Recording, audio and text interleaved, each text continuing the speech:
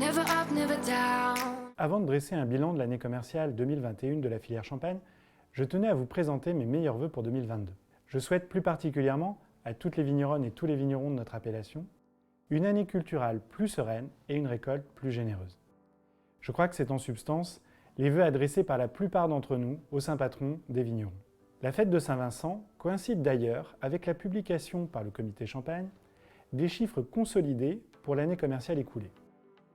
Et on peut dire qu'à première vue, ils sont excellents.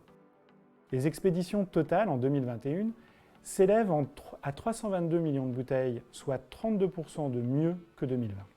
C'est aussi 8% de mieux qu'en 2019, avant la pandémie de Covid-19. Dans les grandes lignes, le marché français a absorbé environ 142 millions de bouteilles, soit un niveau comparable à 2019. De son côté, l'export continue sa progression, avec un nouveau record à 180 millions de bouteilles. Ces chiffres montrent également que décembre 2021, malgré la poussée du variant Omicron, a connu une hausse des ventes de 16% par rapport à 2020 et de 10,9% par rapport à 2019. Le dernier mois de l'année a été aussi bon à l'export qu'en France. Toutes les familles d'opérateurs, vignerons comme maisons de champagne ou coopératives, terminent donc l'année avec des performances supérieures à 2020 et à 2019. Mais quel est le moteur de ce rebond ? On sait que le tourisme et l'événementiel sont encore en berne, à cause des différentes restrictions toujours en vigueur dans de nombreux pays. De nombreux experts indiquent d'autre part que c'est la consommation à domicile qui a pris le relais.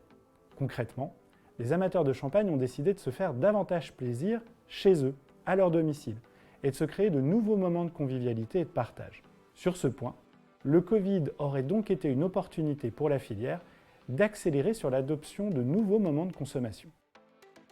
Au-delà des volumes, l'autre bonne nouvelle vient du chiffre d'affaires, avec un record pour la filière de plus de 5,5 milliards d'euros.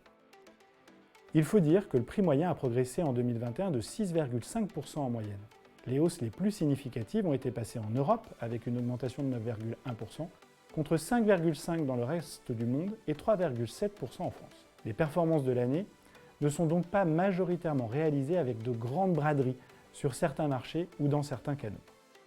Ce bilan des ventes en 2021 est une bonne nouvelle pour la filière, mais doit nous inviter à la prudence et à un optimisme mesuré pour 2022.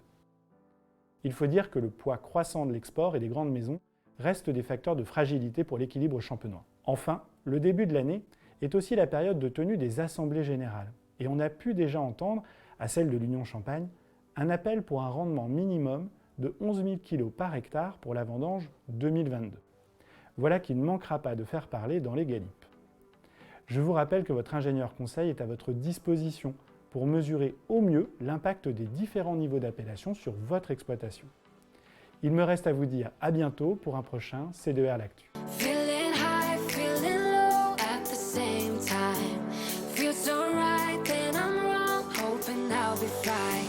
But I get up, I always do.